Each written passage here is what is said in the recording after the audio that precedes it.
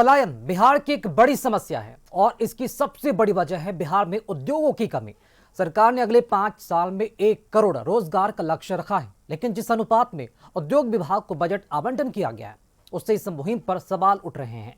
जिस उद्योग और पर्यटन के भरोसे रोजगार के मौके पैदा किए जा सकते हैं उस पर बजट में पूरा ध्यान नहीं दिया गया है।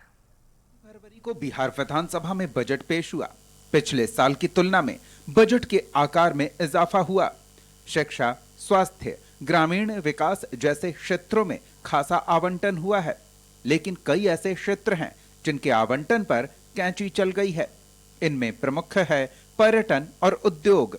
विपक्ष ने इसे लेकर सवाल उठाया है। इसके अलावा बजट में सीमांचल की अनदेखी का आरोप भी लगाया जा रहा है।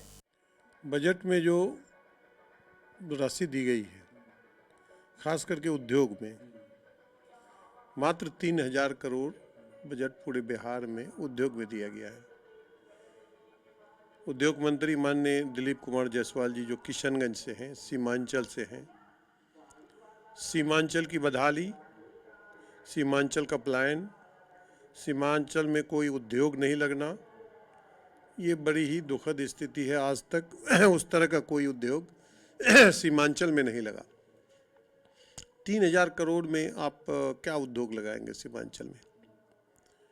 सीमांचल करके खास करके जिस विधानसभा से मैं हूँ, किशनगंज विधानसभा से, जिसमें पोठिया प्रखंड आता है, और पोठिया प्रखंड और बगल में ठाकुरगंज विधानसभा है।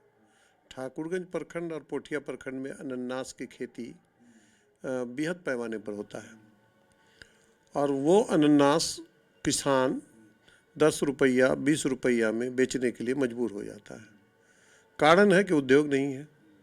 उसका अगर उद्योग होता, प्रोसेसिंग प्लांट होता, तो हम समझते हैं कि किसान को सीधे 30 रुपया से 40 रुपया सीधे किसान को मिलता।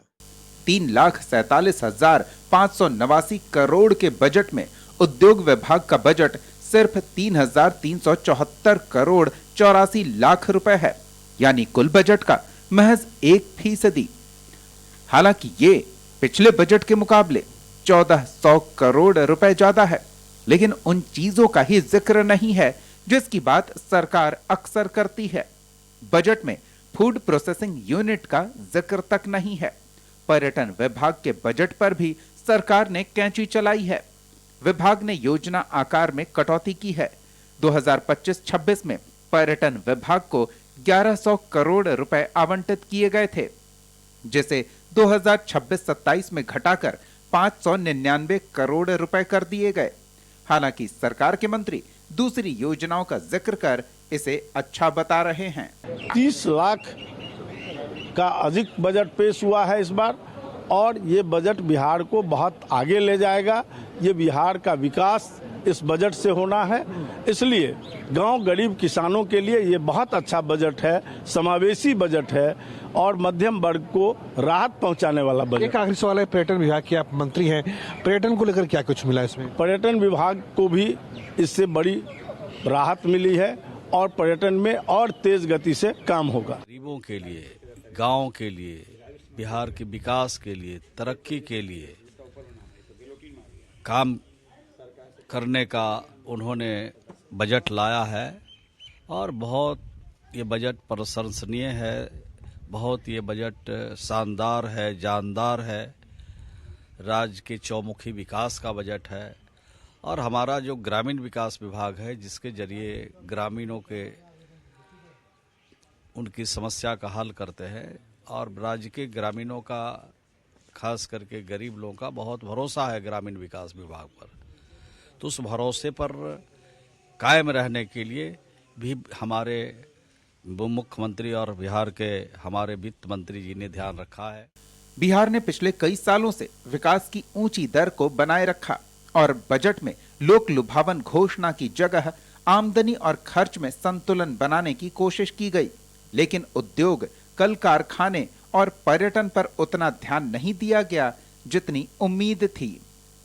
कर्नाटक, तमिलनाडु, तेलंगाना, आंध्र प्रदेश जैसे राज्यों ने तरक्की इसलिए की है क्योंकि वहाँ उद्योग क्षेत्र ने काफ़ी प्रगति की है। बिहार सरकार ने वित्तीय वर्ष 2026-27 का बजट पेश किया है, लेकिन इस बजट में उद्योग और पर्यटन विभाग की एक तरीके से अनदेखी हुई है। सरकार खुद कह रही है कि अगले 5 साल में 1 करोड़ से ज्यादा लोगों को सरकारी नौकरी और रोजगार देना है।